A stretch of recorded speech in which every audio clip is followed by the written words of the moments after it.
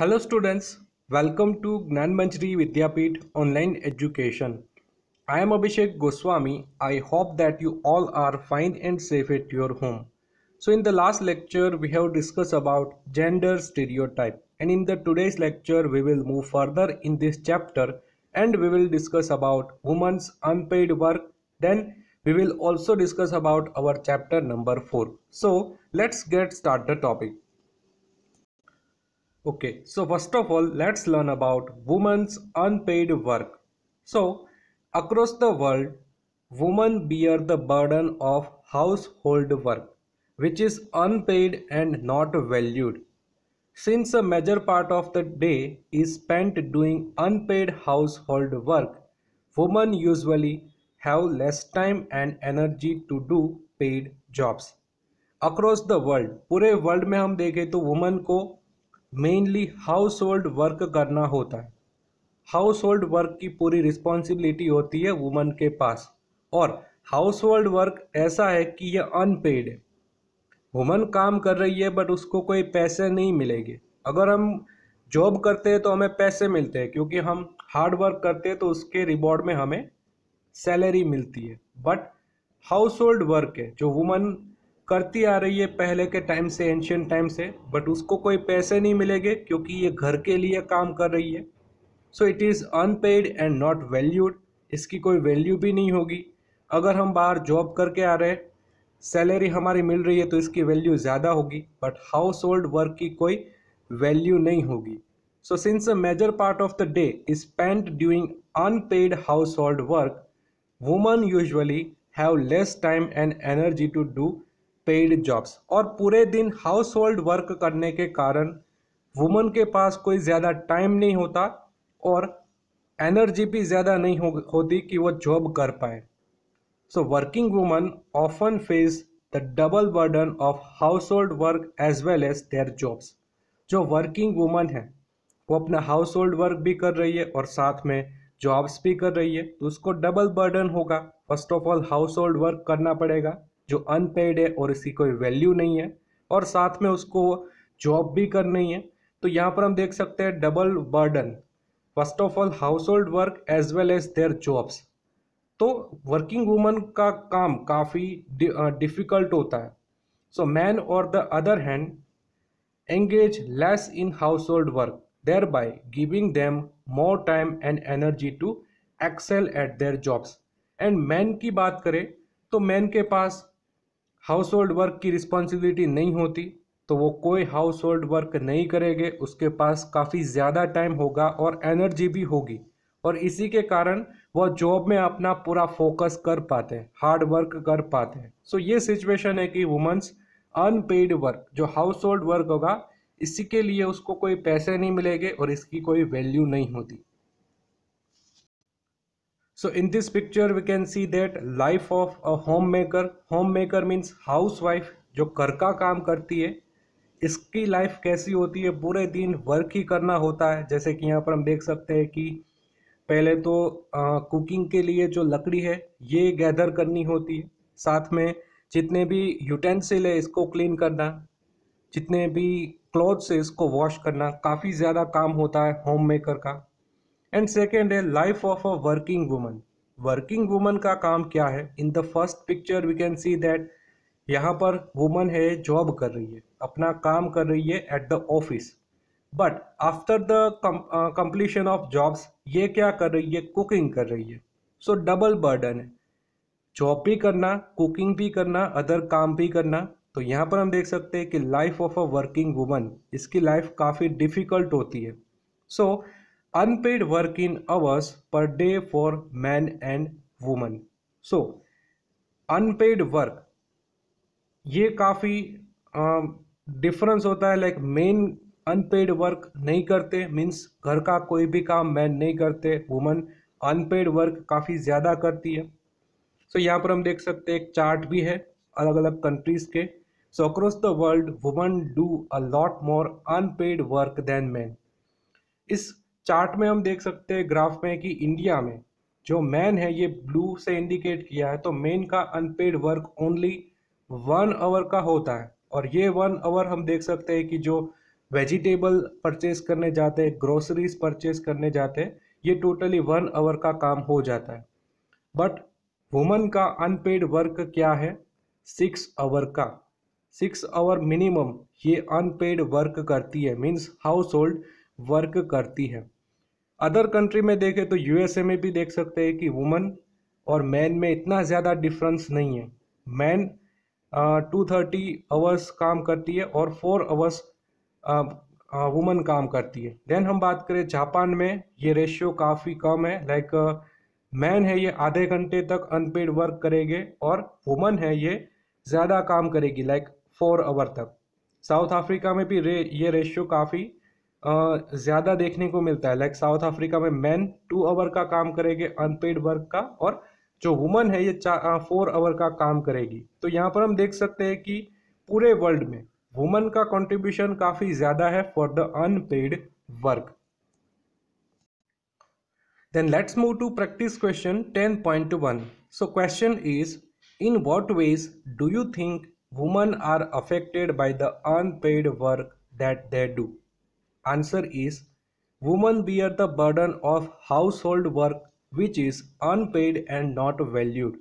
Since a major part of their day is spent doing unpaid household work, women usually have less time and energy to do paid jobs. Working women often face the double burden of household work as well as their jobs. तो question ये है कि woman किस तरीके से unpaid work के लिए affect होती है, वुमन की लाइफ कैसे अफेक्ट होती है due to unpaid work. So first of all हमने देखा था डबल बर्डन होगा, हाउस होल्ड वर्क भी करना है और साथ में उसको जॉब करनी है। तो डबल बर्डन होने के कारण इसका जो एक्सलेंस है वो कोई भी एक काम पे फोकस नहीं कर पाएगी। जैसे कि woman bear the burden of household work which is unpaid and not valued, since a major part of their day is spent doing unpaid household work, so woman usually have less time and energy to do paid jobs. Means woman के पास कोई time नहीं होगा, energy भी काफ़ी ख़त्म हो गई होगी क्योंकि हाउस होल्ड वर्क पूरे दिन किया है। देन जॉब्स में जाएगी तो यहाँ पर भी पूरा फोकस नहीं लगा पाएगी। तो दैट्स वाई वुमन को डबल बर्डन होने के कारण ये अपना एक्सलेंस, ये अपना हार्ड वर्क नहीं दिखा पाती in the jobs. Then let's move to practice question 10.2. So do you think that just having more women in the workplace represents equality between man and woman? So answer is, having more women in workplace is a good step, but equality will be attained when equal pay for equal work is ensured. The Equal Remuneration Act 1976 should be strictly followed to establish real equality. Besides equal pay, it is important that both men and women take equal responsibility for household work. Question ये कहता है कि अगर कोई shop है, कोई एक work place है, यहाँ पर ज़्यादा वुमन को रिक्रूट करेंगे तो इससे हमारी इक्वालिटी मेंटेन हो जाएगी, लाइक मैन और वुमन की। आपको ऐसा क्वेश्चन करे कि क्या इक्वालिटी मेंटेन होगी? सो वर्क प्लेस में वुमन को रिक्रूट करना, ज़्यादा रिक्रूट करना, ये एक अच्छा स्टेप है, बट एक्चुअल में इक्वालिटी मेंटेन होगी इक्वल पे से, कि मैन और वुमन दोनों को इक्वल पैसे मिलने चाहिए, इक्वल सैलरी मिलनी चाहिए। इसी से रियल इक्वालिटी एस्टैब्लिश होगी। सो हमारे इंडिया ने एक एक्ट बनाया है, इक्वल रीन्यूमरेशन एक्ट 1976। इससे ये इंश्योरेंस होता है कि अब हमारे इंडिया में एक्चुअल में इक्वालिटी है, मैन और वुमन के बीच में रियल इक्वालिटी एस्टैब्लिश होगी। सो आपको क्वेश्चन में है कि भाई मैन और वुमन की इक्वालिटी मेंटेन करने के लिए वुमन को ज़्यादा रिक्रूट करना चाहिए वर्क प्लेस में। तो इससे एक अच्छा स्टेप है, बट इससे एक्चुअल में इक्वालिटी मेंटेन नहीं होगी। इक्वालिटी मेंटेन करने के लिए दोनों की सैलरी, दोनों के वर्क पे है, ये इक्वल होने चाहिए। इसी से एक्चुअल में रियल इक्वालिटी एस्टैब्लिश होगी। Then let's move to our next topic, and it is gender stereotypes and their impact. So, gender is an idea formed by society about how males and females are different and how they should behave. Gender एक idea है जो society ने बनाया है और इससे हमें पता चलता है कि मेल और फीमेल एक दूसरे से कैसे डिफरेंट होते हैं. Gender roles are determined by our family and the society we live in. Men and women are expected to behave in a particular way and play a certain role. For example, women are expected to do all the household work. So gender roles means woman है तो उसको क्या करना है, man है तो उसको क्या करना होगा. ये किसने डिटरमाइन किया है? हमारी फैमिली और हमारी सोसाइटी ने. और जनरली सोसाइटी हमारे पास से क्या एक्सपेक्टेशन रखती है कि मैन और वुमन को अपना रोल निभाना होगा. जो भी उसको रोल है ये उसको कंप्लीट करना है. अगर आप इसके ऑपोज जाओगे तो सोसाइटी और फैमिली आपको क्रिटिसाइज करेगी. सो सिंपल एग्जांपल हमने देखा, woman are expected to do all the household work.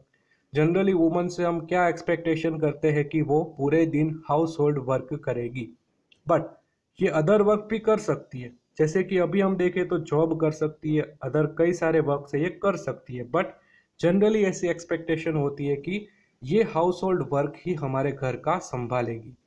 So stereotype is a broad and often untrue belief about a particular group of people. It assumes that all people of a particular group fit into one category. So, stereotype क्या है? एक broad और often untrue belief है. Belief है जो हमारी society में देखने को मिलती है, बट ये अनट्रू है, सच्ची बिलीफ नहीं होती.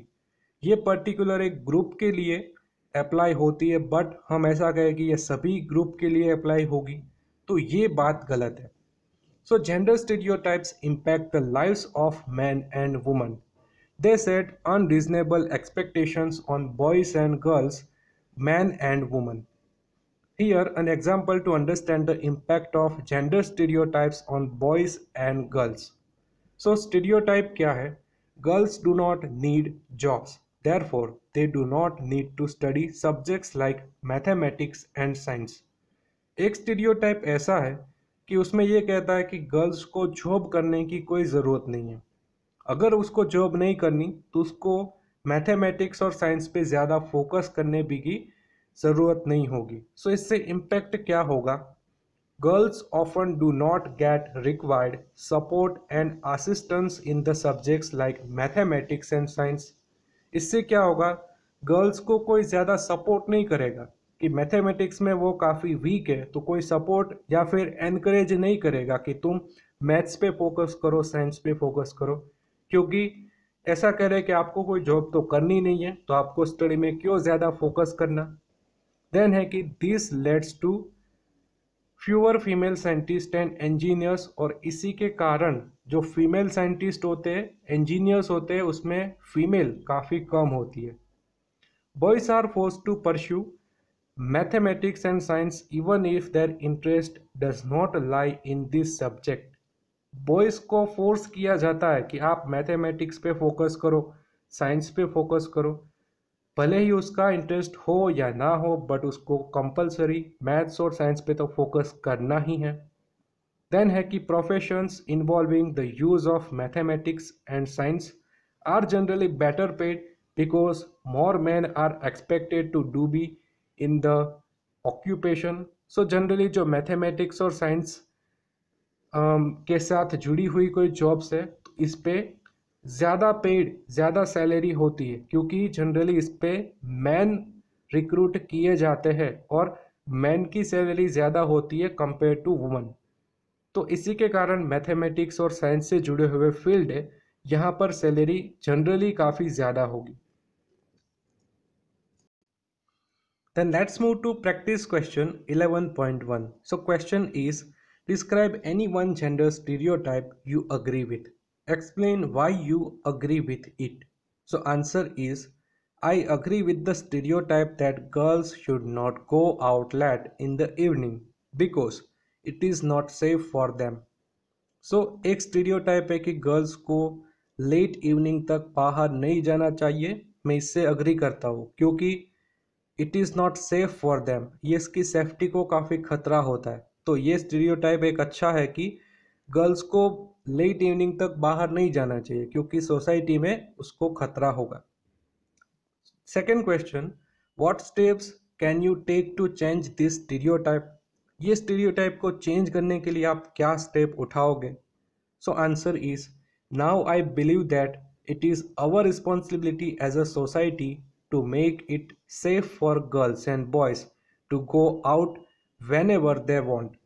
I will convince my parents to allow my sister to go out to play with her friends just as they allow me to do so. So ये हमारी रिस्पॉन्सिबिलिटी है कि हमें ये इंश्योर करना चाहिए कि गर्ल्स और बॉयज़ इवनिंग पे लेट इवनिंग तक बाहर जा सकते हैं, खेल सकते हैं।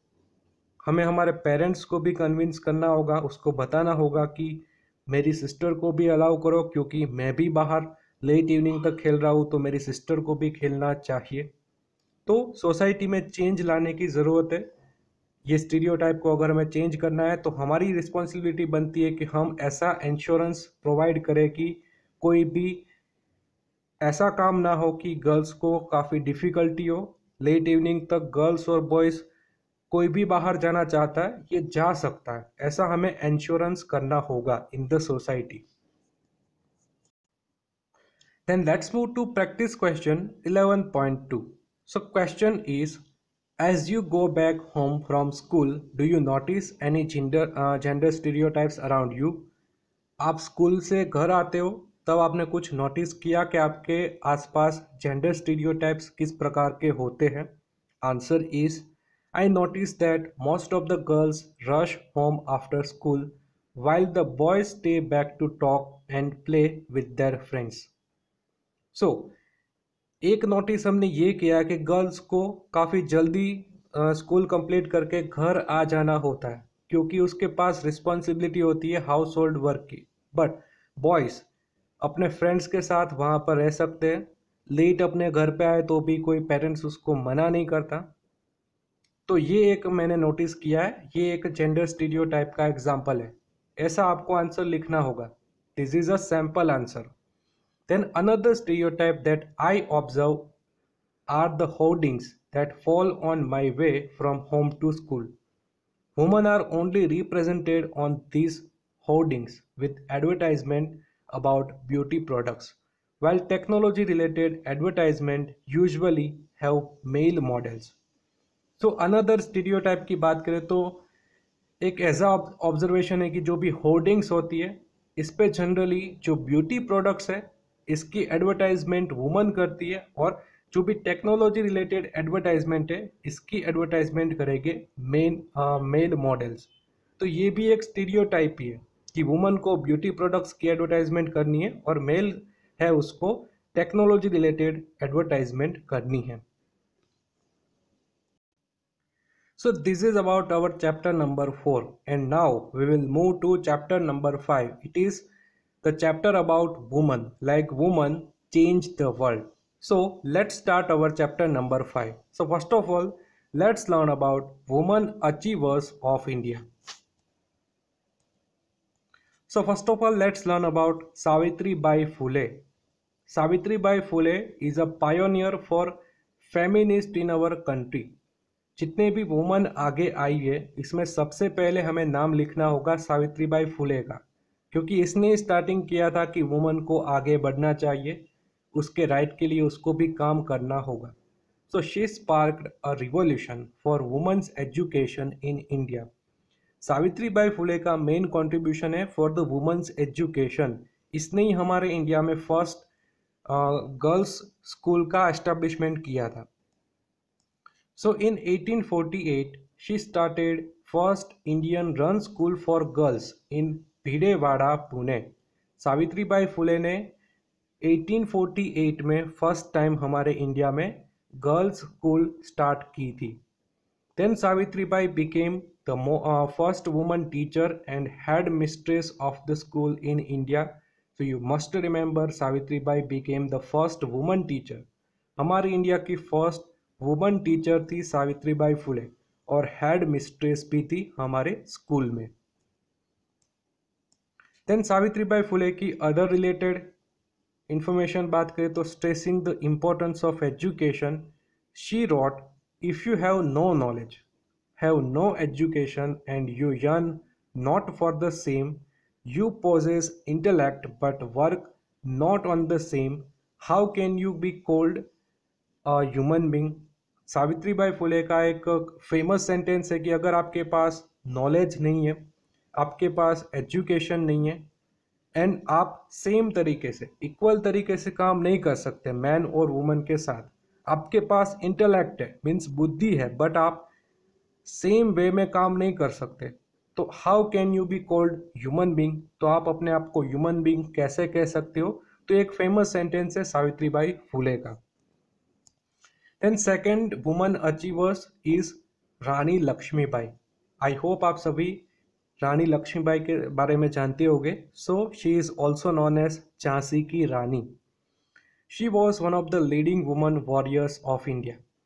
She was known for her exemplary bravery, courage, and martial arts skills. She set an example of exceptional courage for all women.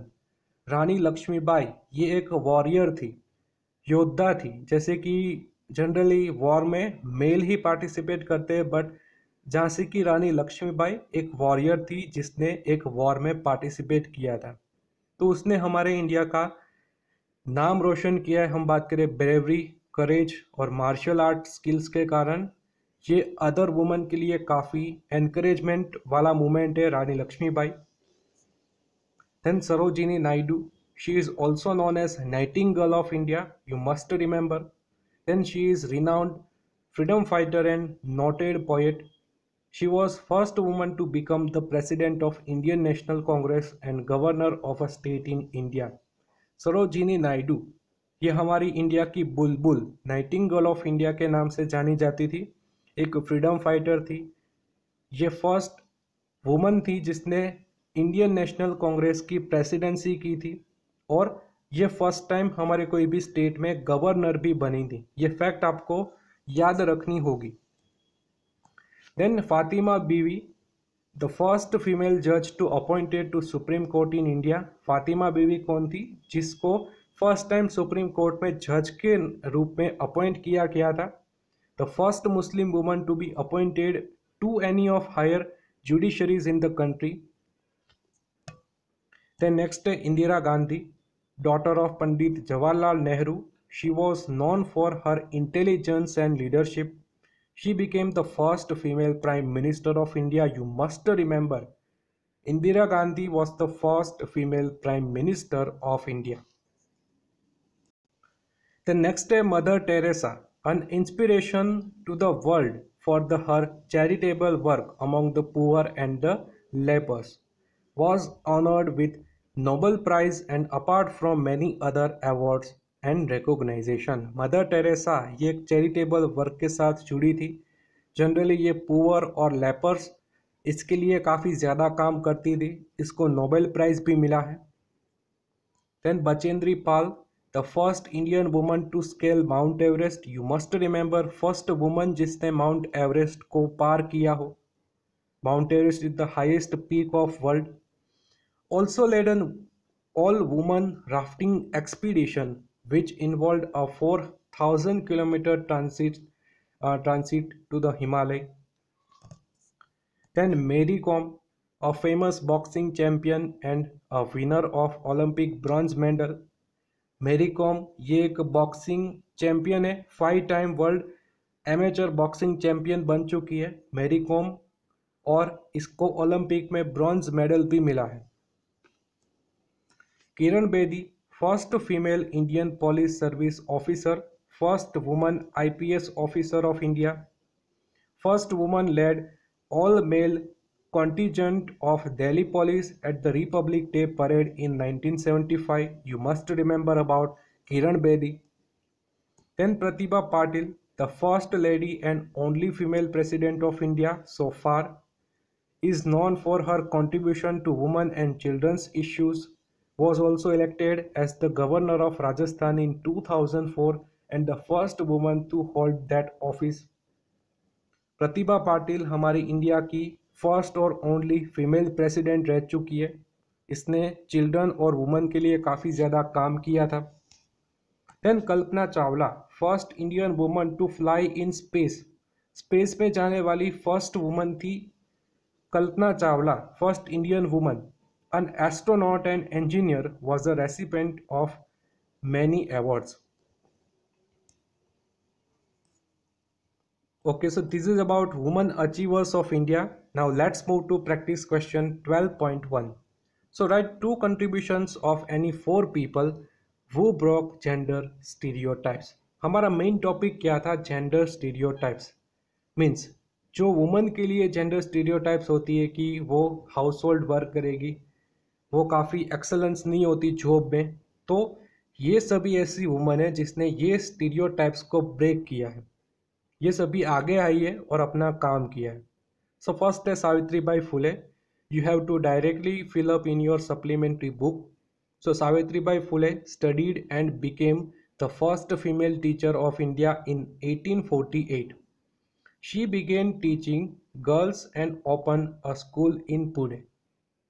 Then second है Pratibha Patil, only female president of India, worked on women and children's issues.